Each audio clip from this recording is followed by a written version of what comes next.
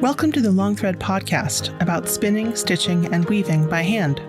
The podcast is presented by Long Thread Media, publishers of Handwoven, Piecework, Spinoff, and Little Looms magazines. Find us online at longthreadmedia.com. This episode is sponsored by Trainway Silks.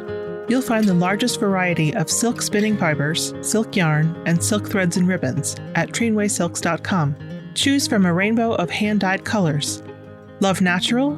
Their array of wild silk and silk blends provide choices beyond white. Trainway Silks, where superior quality and customer service are guaranteed. I'm your host, Long Thread Media co-founder Ann Marrow. Karen Selk was a spinner and weaver when an encounter with a skein of silk changed the course of her life. She found herself chasing silk all over the globe. She's written a new book about her experience called In Search of Wild Silk, which will be released in fall 2022.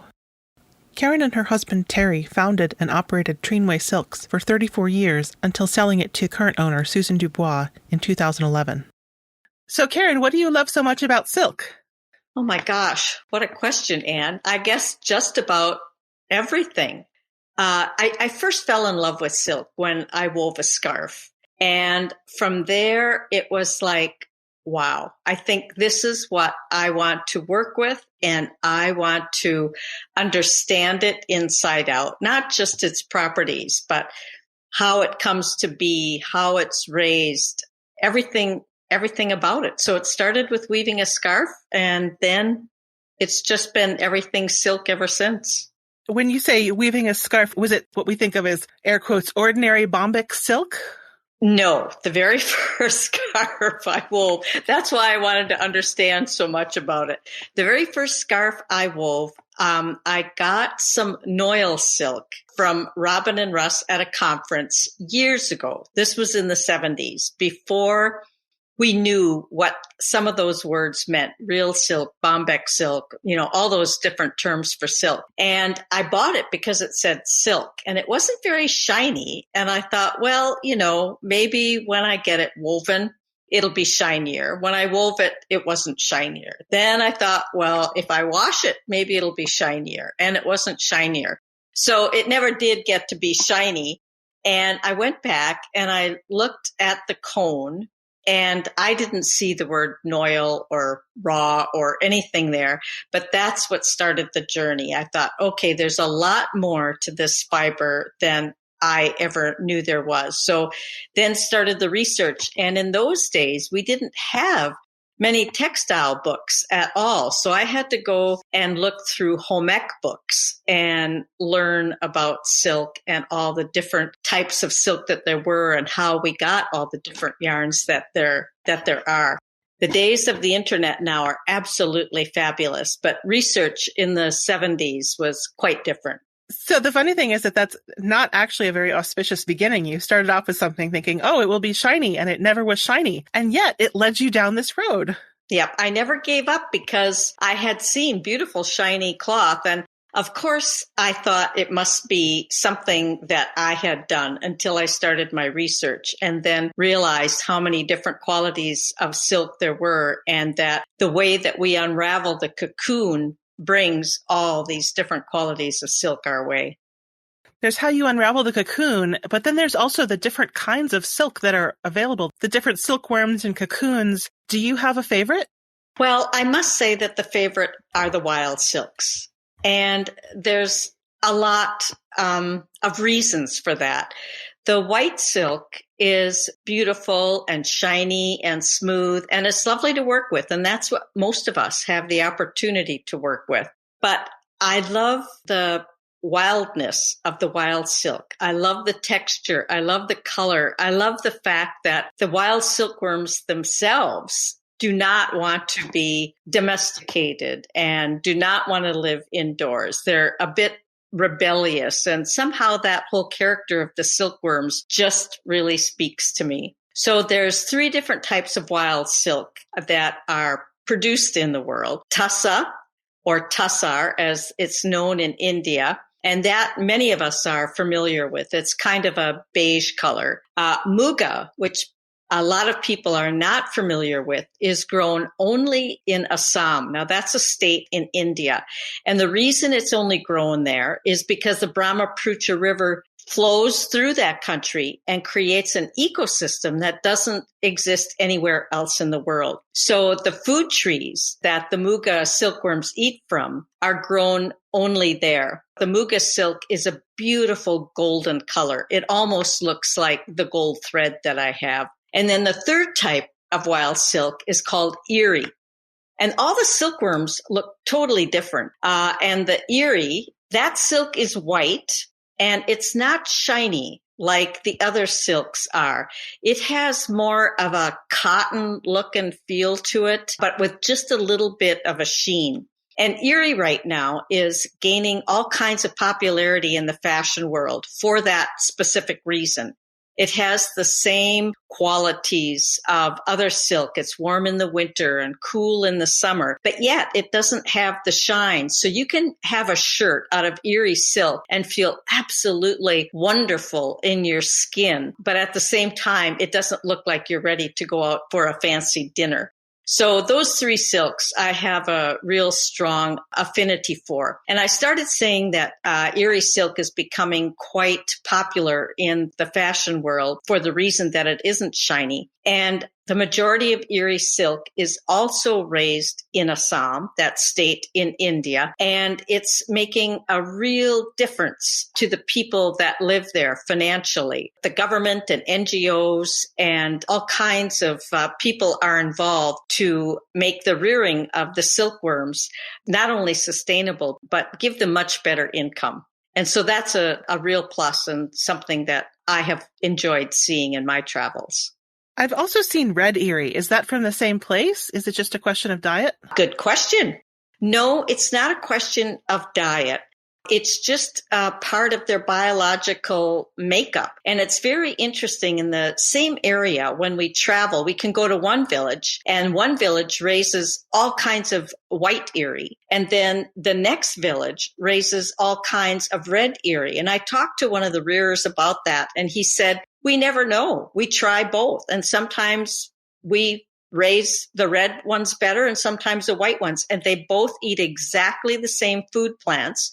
And they're raised exactly the same way. So I guess the little genetic difference might be the difference between a red delicious and a yellow delicious apple. So it's just a small genetic difference, but everything else about it is just the same. Well, you have done your homework knowing about red Erie. Not many people do.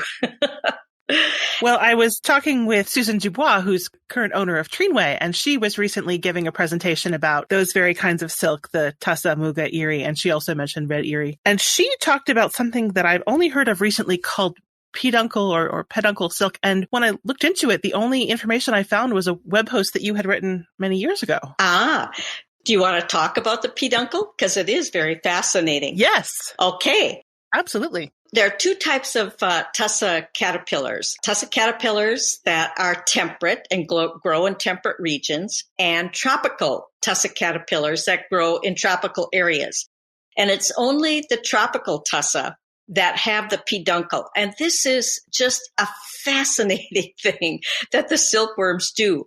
When they're ready to start spinning their cocoon, they strip off a thin piece of bark and they extrude the very first part of their silk, and they take it, what they're extruding, that silk, and they wrap it around the thin piece of bark, and then wrap that around a twig so it makes almost a ring, and it looks like a stem hanging from a branch. And they hang from that and wrap a little leaf around themselves, and that's how they start spinning their cocoon. So when the cocoon is spun, the rearers don't cut the peduncles off the cocoons because it's also valuable. They cut the branches from the trees with their trimmers or secateurs and then slide the cocoons off. And the peduncles used to be used for things like stuffing mattresses and things like that because they're really, really hard because they've got that bark in them. But now They're using very simple carding equipment for carding cotton, and they're degumming and beating and all of these things to soften it up, and then using the cotton carding equipment to make a roving and then spinning a yarn with the peduncle, which is a beautiful dark gray color, and it makes a fabulous cloth. Peduncle means stem. In fact, the thing that connects our vertebrae up into our head is called a peduncle. So it's stem. It means stem. You mentioned going to the villages and meeting people who are raising these different kinds of silk. How did you start to do that? What was your first, I think I'm going to travel around to the other side of the world and see where they are growing worms? No. Not at all. I guess it started with the whole idea of wanting to know everything I could know about silk. And of course, that doesn't happen in North America. So I started traveling in China and Thailand because I wanted to see what people like you and I were doing on their looms and how they were working with silk and how they got silk fiber out of the cocoons. And then after that, I did a lot of traveling with Michelle Whipplinger, and we were always going to write a book together, and that didn't happen. And we decided to research in India next. And that was after I had started my research about Noil and learning more about silk, et cetera, et cetera. And I did know that there was tussah, and I did know that there was muga, and I did know that there was eri. And when we got into India, we kept asking questions all over the place because Michelle wanted to learn about dyes. I wanted to learn about these wild silks. And finally, we started getting some answers where we needed to go to see the rearers and also to see the spinners and the reelers. And that was the beginning. At first, I just wanted to know about the silk, and I just wanted to know how it was unraveled from the cocoon.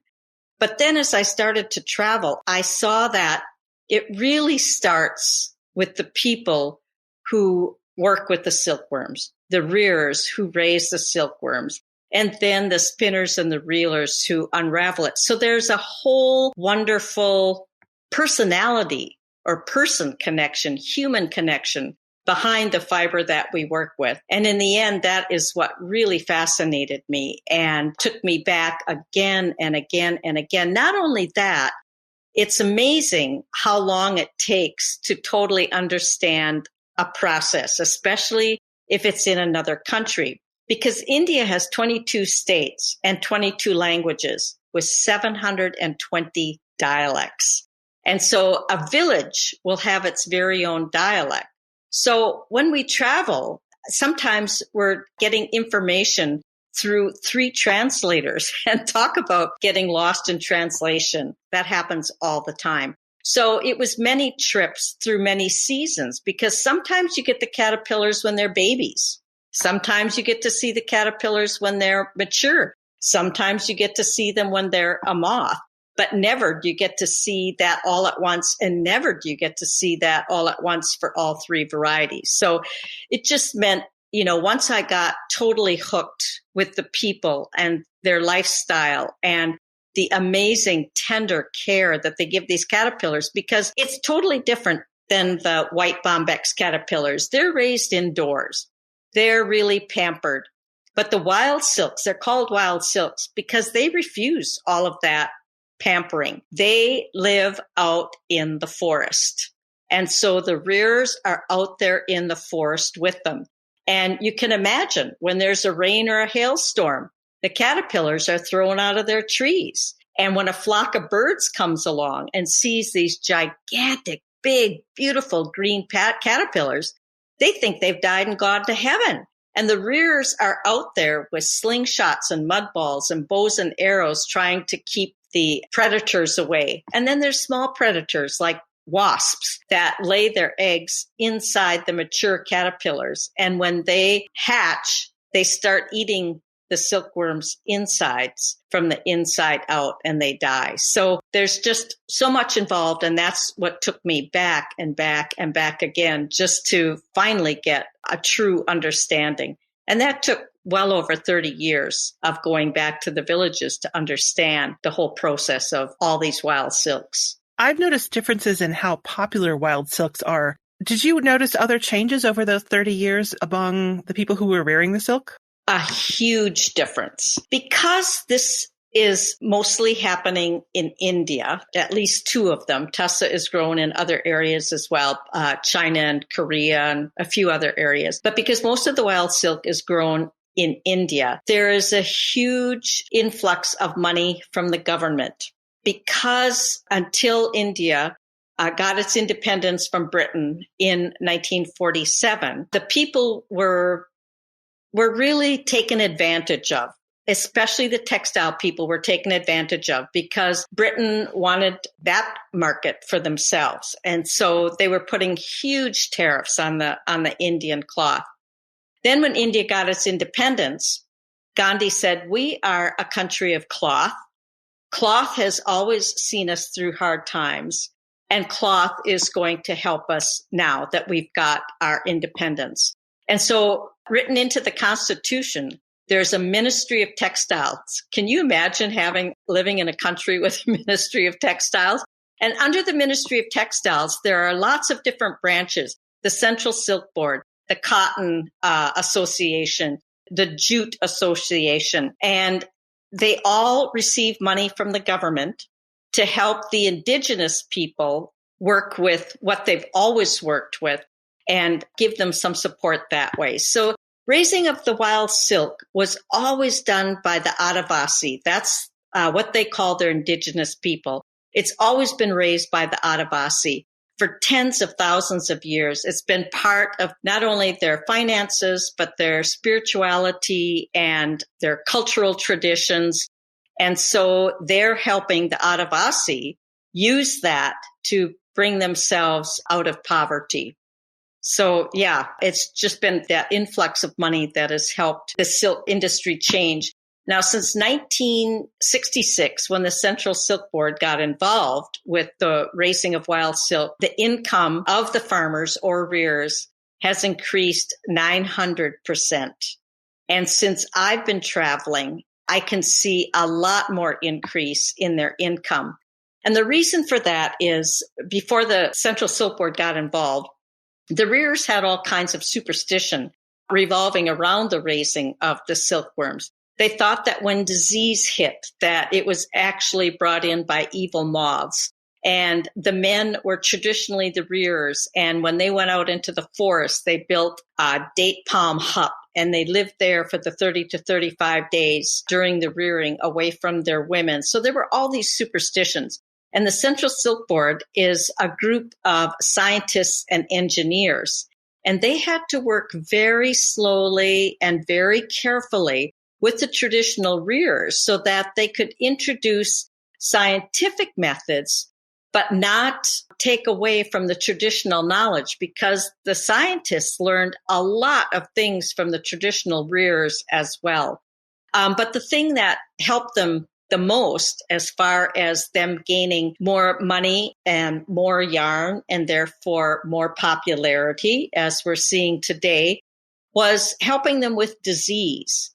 And this is something that can be seen or that can be identified by looking at the mother moth after she lays her eggs. And it was in the mid-1800s. Sericulture is what raising silkworms is called, like agriculture is raising food. It was in the 1800s, the sericulture industry in Europe was devastated by disease, and they put Louis Pasteur on the problem. And it took him a while, but he figured out that by checking the mother moth's body and looking under a microscope after removing some fluid from her, they could see if she had disease. And if she had disease, then they destroyed her eggs and her, and that really took care of the disease problem. And so therefore, the amount of caterpillars that now survive, and therefore more cocoons, therefore more money, things have really, really moved forward, and it's a much better life for the rearers than it was when I first started traveling there. Boy, that was a long-winded explanation for that. No, that was great. So somewhere along the line, this turned from being something you were interested in and weaving with silk to something that was a business for you. Yes. So can you tell me how Trainway got started? I can. And if it weren't for Trainway, I wouldn't have been able to do all of this research. And yeah, My husband had already had the business Trinway when we met, but it wasn't really involved much in silk. And this is back in the late 70s, early 80s, when we really didn't have much silk. The only silk that I ever found was from old estate sales. And we started corresponding with Japan and China, and that was back in the days of the blue airmail letters. And then they sent us some samples.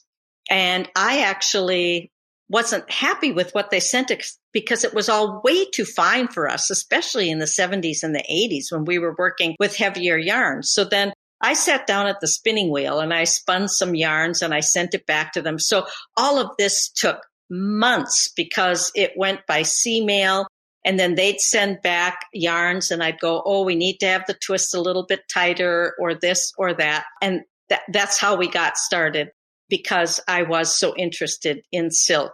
And our suppliers in China were absolutely fabulous to work with us that way. And even back then, we traveled there to see what the factories were doing and how they operated. That was important to us, the ethical part of it.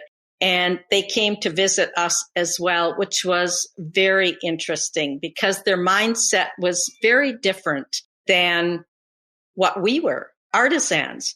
And it was very interesting. A delegation of 5 came one time, and I took them up to my studio, and I wanted to show them what we were doing with their product, because not only did we have yarns, we also had fibers. So I sat down at the spinning wheel and showed them, what we were doing and spun some yarn for them. And their eyes were sort of glazed over and they were nodding their heads. And then I sat down at the loom. I had a beautiful warp on and I started weaving, and again, sort of glassed over eyes and nodding their heads because these guys, worked in the factories. And one of the guys looked at me and he said, in China, we have automated machines that do this work. And I laughed, and it was very interesting because the quietest man, the head man, he then turned all around in the studio, 360 degrees, and he said, I get it. You're artists, aren't you? And I said, yes, we are. He said, now I understand why you always order such small amounts. Because most of their other people that bought from them were big factories. Would somebody in a factory like that use the silk noil that you bought from Robin and Russ at the beginning? It's a great question. They might, but most likely not. So all of those other yarns that we say that they come from the waste part of the cocoons, all those other yarns, they wouldn't use in factories. Now, they might be sent to Europe because Europe did all kinds of interesting things with those yarns, but certainly not China. And I'm sure that they saw some of those fabrics. But again, they were woven on power looms and didn't have the same kind of texture and color mixture and everything else that we did. Because when they came up to the studio, I had garments that I had woven and I had all kinds of samples set out with all the things that we had woven with the yarn that they sent us. And again, it just was beyond some of them. But the one fellow that said, I get it, you're artists, he then started picking everything up and feeling it and said, this is much heavier cloth than we make, but I really like it.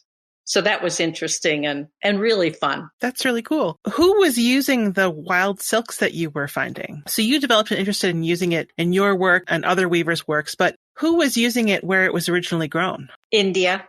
India uses all of the silk that they produce, and they still have to import some silk from China. So India has always used their wild silks. Assam in particular love their muga, and they love their eri. In fact, muga is not a high producer. And when I first started traveling there, I knew about muga, and I saw muga in one of the government stores and went, oh my gosh, I have got to see this. It is so fantastic. But that was the only muga I saw. And back in those days, in the 80s, it was very precious to the Assamese people. They used it for all rites of passage and everything else. So a lot of it did not leave Assam, much less India. And the same with Erie. Erie has always been women's work. And the women made big, heavy shawls for their men. And they made as many shawls as they could so each man could give his son a shawl. And so a lot of the muga and Erie stayed in Assam. And the tussah was used all throughout India. Erie is different as well, because not only is it, cotton-like, but it's always been women's work. The women do the raising, the women do the spinning, the women do the weaving. They do all of it. Whereas in tussah and muga, there's a division of labor between the men and the women, what they do between all of it. In tussah, the men do rearing. The women have started in the last 10 years joining in on the rearing. The men do most of the weaving because they put on really long warps, 125-yard warps, and it's really heavy work weaving. So the men do most of the weaving and the women do all the winding of the bobbins. Whereas the Erie, the women do all of it. They do everything. It's part of their supplemental income. And as of the last 10 years, it's fast becoming a sole part of income for them, which is just a great thing to see. So I've noticed that you've talked about reeling and also spinning. Are all of those cocoons reeled, or are some of them pierced and carded and spun? It's a very good question. For muga and tussah, they're reeled and spun. And then we'll talk about Erie as a separate entity. So the highest quality yarn is reeled yarn. Silk is comprised of two proteins in the silkworm's body.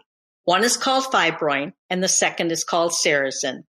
And when the silk is extruded from the silkworm's body, those two proteins come in contact with the air, solidify, and become a silk strand. It truly is magic. The protein sericin is a sticky gummy substance that makes the silk fibers of fibroin hold together and form the cocoon. So in the industry and in the villages, the highest quality silk is just unraveled from the cocoon. Now there's about 3/4 of a mile of silk in a cocoon. When a silkworm spins, it's a 3-day marathon. It's nonstop spinning, and it's one strand that's about 3/4 of a mile long. When we reel the silk, we have to soften the cocoons. We have to soften that sericin, because you felt a cocoon, you know how hard it is. So we have to use some alkali to soften that sericin and then find the running end of the cocoon. And that's not easy either. And then unravel it. So in the factory, as well as in a village situation, one strand of silk or one filament of silk is so fine you can barely see it with your naked eye unless you hold it to the light just right. So there's anywhere from 8 to 20 to 30 strands unraveled at one time. And when they're unraveled, they're either twisted on a woman's thigh, that's what they do for tussar, or they're twisted on a woman's forearm, and that's what they do for muga, so that the strands of yarn touch each other again while they're damp, and they solidify and become a much heavier strand of yarn. So that's real silk. And as they're making the real silk, as the cocoon is unraveling, it takes that caterpillar 3 days to spin. And at the end of that 3-day marathon, the caterpillar is pooping out. The caterpillar itself, a tussar caterpillar, is the diameter of my thumb and about 6 inches long. Well, a cocoon is not that big at all. By the time the caterpillar has finished spinning, it's already starting to lose its caterpillar nest, if there is such a thing, and it's looking all shriveled up. And the inside of the cocoon, the silk that's on the inside of the cocoon, is very weak. And the cocoon breaks, or the strand breaks, when there's a thin silken envelope. So that thin silken envelope is then put on a waste pile. Then there are the cocoons that they've saved for reproduction purposes, so that the moths can break out, mate, lay eggs, and carry on. And so those cocoons where the moths broke out of have made a hole. And of course, it can't be reeled then, unraveled. That gets put on a waste pile. So there's all kinds of other cocoons that haven't been shapen very well, that are not reelable. They're all put on a waste pile. And then that is what makes spun silk, the second quality of silk. And that silk we have to treat much as we do wool or cotton. We make sure that it's degummed, it gets carded, it gets combed, and then it can be spun on a spinning machine. And the third quality, the noil, after it's been carded and combed, there's still a short little bits that are stuck to the carding machine. Let's put it that way. That is spun and made into the third quality of silk, noil silk. Erie, my Central Silk Board friend Surat says that the Erie silkworm is a lazy fellow because they spin what's called an open-ended cocoon. They spin a while and stop. They spin a while and stop. They spin a while and stop. And so there's a hole in the end of the cocoon. Those Erie cocoons cannot be reeled. They can only be spun. And remember I said that Erie is the women's work. And the women do most of the spinning of the Erie on a tockley, a drop spindle tockley. The Central Silk Board is providing them with spinning wheels, but they still prefer the tockley because they can pick it up for 10 minutes or 15 minutes in between other chores. And the other thing that's really interesting to know about Erie is that the women make more money from the pupa than they do from the cocoon shell. The pupa is removed through that hole. It's easy for them to put their finger in and remove it. And it's sold as food for people as well as animals. Now, the other thing that's very interesting is people also tout Erie silk as piece silk. And so vendors, merchants, people in the know haven't really connected all of those dots for the consumer, because Erie does not have all these happy little butterflies flying around at all. The women have taken the pupa out for food. The other thing that I'd like to note is that I talk about the life cycle of the silkworm being 30 to 35 days, growing from a little egg to the size of my thumb, 6 inches long, et cetera, et cetera. And in the moth stage, the butterfly stage, their sole purpose is to mate and lay eggs, and they die within 5 to 7 days. The inside of their body is filled with reproductive organs only. There's no eating apparatus, no digestive system. So after 5 to 7 days, they die naturally because they haven't eaten or drunk anything. They've just done their job of reproducing. So their jobs are eat, spin, reproduce, and that's the whole job. That's the whole job. Wow. Yeah. That's amazing. I was going to ask you about that because I do see piece silk and ahimsa and even somewhat in Indian craft textile stores where they talk about, oh, it's piece silk. I know. You just have to be wary. There is some real piece silk, but if you think about it, whoever buys the piece silk would have to pay the rearers for not only the cocoon shell. They would have to pay them the same amount of money that they would be making from the pupa as well. And most women make 60% of their money from the pupa and 40% of their money from the cocoon shell. So again, it's just one of those gray areas that I think people don't connect all the dots. Yeah, that's true. Also, if they just all reproduced and continued to reproduce, there would be an awful lot of them. Well, there would be. It would be great to have more silk and silkworms, but they would quickly eat all of the food. That's absolutely right. There wouldn't be enough food for them. There wouldn't be enough care. And so they wouldn't have a very happy life at all. So somewhere along the line, in addition to developing yarns for weavers and artists, Trinway also became known for their colors and for dyeing. How did that come about? Well, every weaver's just loves color. And the yarn that we started getting, first of all, was white. And at that time, back in the 70s and the 80s, if we wanted color from China, it was horrible. It was awful pink and it was awful green and it was awful blue. I mean, I just ordered color samples once and that was that.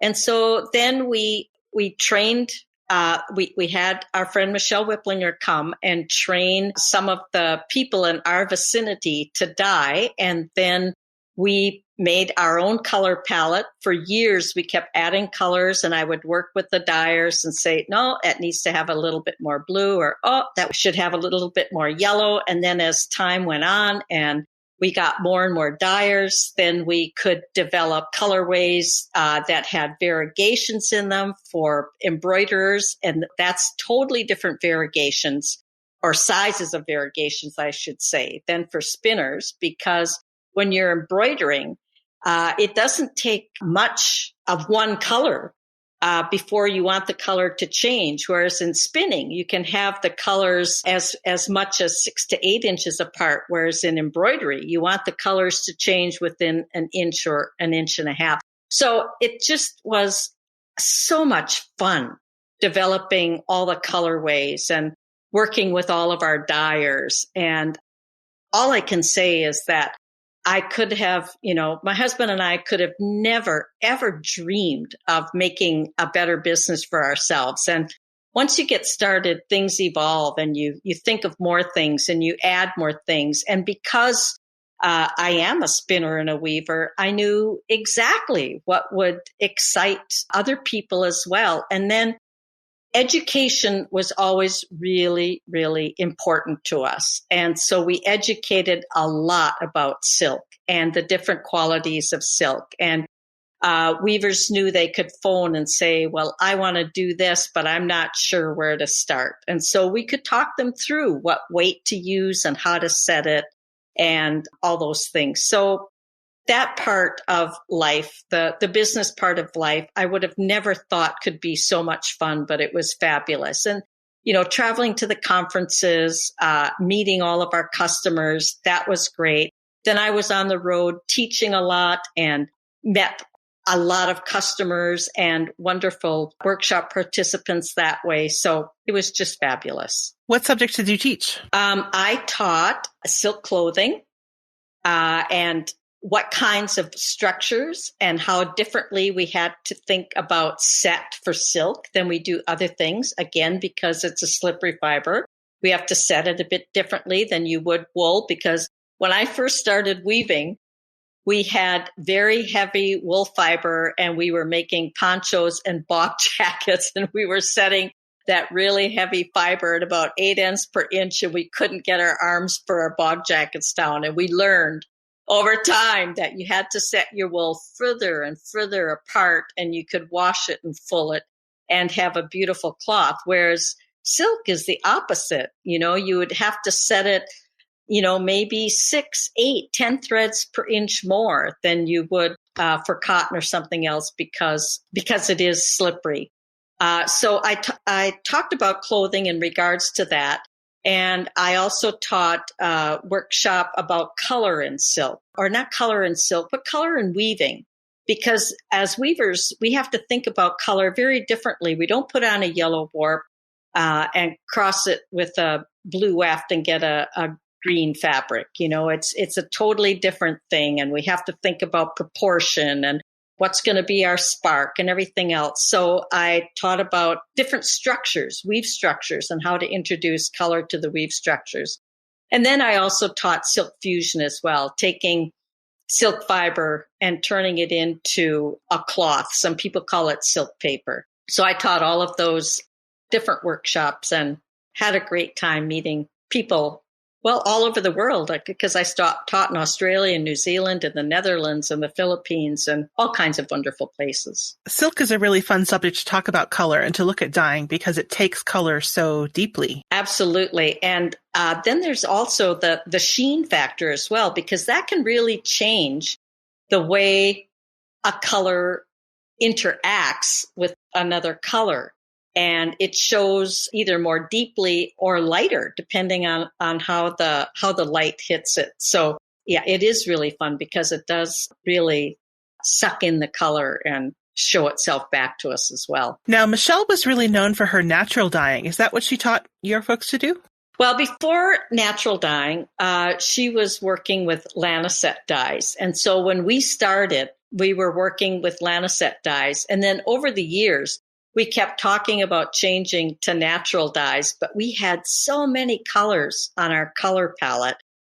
It just seemed daunting. And so we were going to start a natural dye, just a small natural dye section, which we were about to do when we sold the business. And now Susan is doing that. So I'm thrilled that she's got a set of natural dyes as well. So Trinway went from Canada down to near where I am in Colorado, but the two of you have maintained a pretty close relationship. How is it to be a consultant on a business that you developed yourself? It's wonderful. When we sold the business, we actually got to choose who we were going to sell to. We did it all the wrong way, according to accountants and everybody else. We advertised it in our newsletter. We put up the price, and we had about 15 interested people. And in the end, we got to choose. I talked to people on the phone first. There were a lot of people that actually came, but I talked to people on the phone first. And there was one woman that I talked to, and she said, "Oh, I know I would love this business. I've always wanted a business where I could sit and spin all day long." And I checked her off the list right away. I thought, oh my goodness, isn't that a dream? And we asked people to come so they could actually see what was involved in the business. And Susan really got it, and we really clicked. And so it's just wonderful to pass on what we started and all the different things that we did to someone so capable and interested in carrying things on. So it's fun. It's just fun to do that. Keep it rolling right along. I'm interested in that because there are so many yarn businesses and yarn fiber spinning and weaving businesses that either close or move on to a next generation. And so how does that happen? So I'm really interested in how that's worked for you. Really great, because our next generation wasn't interested. Our kids weren't interested in the business at all. And so it's just really nice that someone did want to carry on the business, because it would have been very sad if there wasn't anybody capable and interested and good at what they did, just to see it wither away and die after all the exciting, wonderful work to put it together. And speaking of exciting, wonderful work, you have been working on a book. Yes, the book is called In Search of Wild Silk, Indigenous People Growing Their Heritage. And as I said, I've been traveling to India for well over 30 years. And Michelle and I, when we first started traveling, we met a woman called Malati, who is a travel agent. And this is back in the days before the internet. So when we set our first trip, someone introduced us to her, and we went to her office, and her desk was piled high with airplane schedules and bus schedules and train schedules. And you could barely see her, this short little 5-foot woman who really packs a punch. And she said, "Well, leave your passports with me, and you'll come to our house tonight." Oh yeah, we did that in those days. "You'll come to my house tonight, and I'll have everything ready for you." And we thought, how? Because it was, I think that first time we were there for 5 weeks. And we went from Kashmir way in the north to Madras way in the south, and over to Assam in the east and Rajasthan. And that we went all over the country. And she had pulled that off in less than 24 hours. It was absolutely amazing. And Malati, after that first trip that we were there, we were the girls that she never had. She had 2 boys. And before we left that first night, when we went to pick up the tickets, we went in her bedroom and we sat on the bed and told her exactly what we were going to do and what we were interested in. Not just that we wanted to go to these places and look at temples. And she was very interested because she was totally passionate about her country and her people. And we sat on the bed, and she opened her closet because we were interested in cloth. She wanted to show us her 365 saris, one for every day of the year. And Michelle and I noticed there were lots of polyester in that mix. And she was too new of a friend to say, "Malati, a woman of your stature needs to get rid of the polyester." We just let that one go. So we had a wonderful evening, and she said, and as soon as you get back, you must come and tell me everything, which we did. We went and we had another all-nighter sitting on her bed. Malati was crying tears of joy and compassion for all the things that we'd seen and the people that we told her about and what they were doing and the poor conditions that they lived in, even though they were so skilled and such intelligent people. And she said, well, you'll come back and you'll lead a tour of textile artists. And we said, Malati, that's not what we do. We will certainly give slide lectures and talk to people about your country and tell people about the amazing artisans, but we don't lead tours. And by the end of the evening, we had struck a deal. If Malati got rid of her polyester saris within a year, we would bring a group of textile artists back to go on a tour. So that's a long way of introducing you to Malati, who said to me year after year after year, Karen, it is your duty to tell the rest of the world about the people who raise wild silk and what wild silk is about. And so after retirement, I thought I would write the book right away. And I didn't, because I did a lot of writing and research and everything in the business. I just needed some time to chill. But that little voice was always in the back of my head. It's your duty. Oh, my goodness. Those are heavy duty words. So finally, I fulfilled my duty and sat down for 2.5 years and wrote the book and pulled the photos together and everything else. And it's been an amazing journey. I would have never thought it had taken so long. And, you hear authors say things like, well, the book just took its own turn. And I thought to myself, being a weaver, we plan. Everything is laid out in a grid form. And I sort of would roll my eyes and think, well, how can anyone say that? Well, it's true. The book did take its own turns. And that happens when you start writing, because we've been talking about, the things about 30 to 35 days, and the rearers have to be out there with their caterpillars. And, all of that is fascinating and it's really interesting. But more than that is definitely what happens in the families and what happens in the villages. And so when I started writing, I changed all kinds of things about the book. And the book now has a lot of journal entries. Every chapter has at least 1 or 2 or 3 journal entries. And the journal entry is entering a village and talking to a rearer and exactly what they have to say. The journal entry may be a time that we were stuck in Darjeeling during a strike and we had to get out of the town at 3:00 in the morning so no one would hear us and we could just roll the car down the hill. So, it's filled with all the personal things that happen when you're in search of something for over 30 years. So it's been lots of fun, and it'll be great to see the book finally on the shelves. Now, Malati was not the person who introduced you to your first silk rearer, was she? How did you find those folks? Oh, let me think. Oh, I know. Oh, my goodness. We were so brazen. I mean, we were really naive. We had no idea. We were two,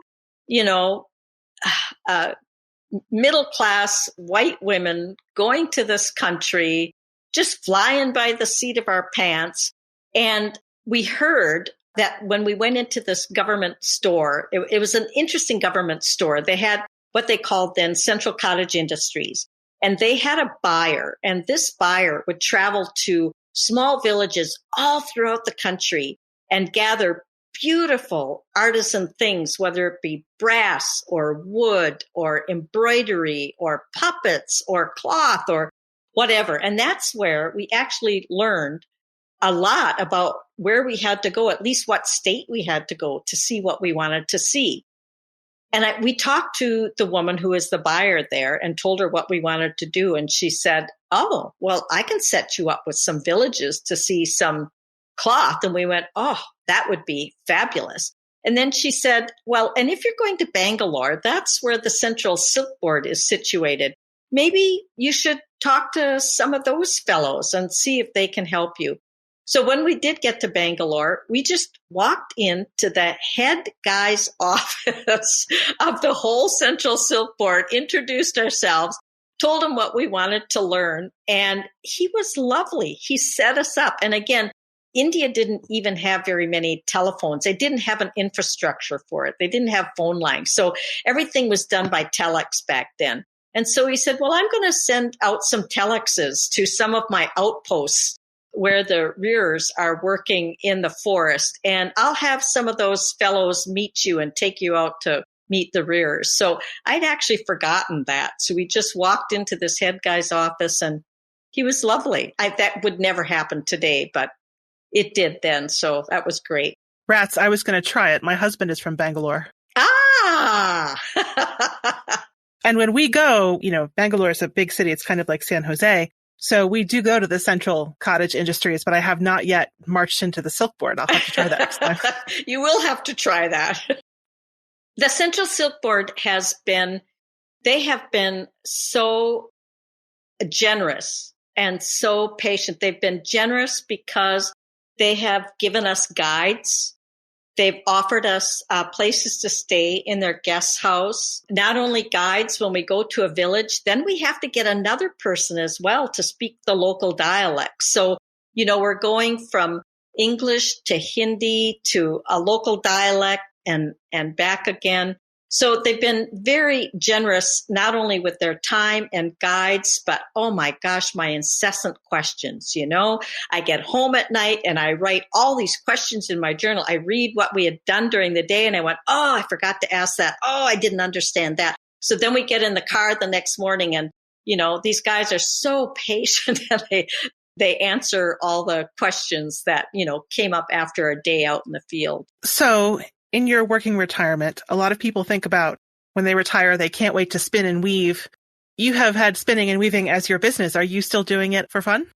I'm not doing much weaving at all anymore. I've taken a totally different turn. I'm working a lot with silk fusion, and it's taken me months and months, but I figured out how I can print some of my photographs on the fusion. And then I enhance it with stitching and quilting.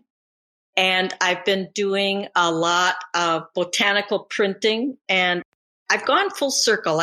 My grandma taught me how to stitch when I was 4 years old. So I'm doing a lot of stitching again. And I'm stitching on the botanical prints. So I haven't woven anything in about 5 years, which is so interesting. I've gone from this very structured life of running a business and being totally organized to be out on the road of teaching at the same time and going to conferences and all this kind of stuff to totally winging it in my artwork, botanical printing. It's so interesting. I absolutely adore it. And I have sample after sample after sample. And I think, okay, I know what's going to happen with this sleeve. And I know what's going to happen with this amount of iron I'm using, et cetera, et cetera. And then I unwrap it and it looks totally different. So every time I wrap something up to put in the steamer, I say to the bundle, I'm grateful for whatever you give me, because it certainly won't be what I'm expecting. And I think it's such a very good thing for me after having such a structured life to be able to just do something and say, I accept whatever you give me. So off the grid, off the plan, but still silk. Absolutely still silk. Yeah, all silk. It's part of my DNA now. Silkworm. Yeah. Well, Karen, thank you so much for taking the time. I really enjoyed speaking with you, and I can't wait to read your book. Oh, thank you, Anne. It's been such a pleasure to meet you and to chat with you this afternoon. Karen wrote about her travels with Michelle Whipplinger, the founder of Earth Hues, in our book, The Long Thread. Listeners to the podcast can receive a free copy of the ebook for The Long Thread when they purchase a copy of the print book. Just leave podcast in the notes when you purchase the book at shop.longthreadmedia.com. Thanks to Trainway Silks for sponsoring this episode. Thank you for listening to the Long Thread podcast. If you enjoyed this episode, please rate the show and leave us a comment on Apple Podcasts or your favorite podcast platform. Thanks again.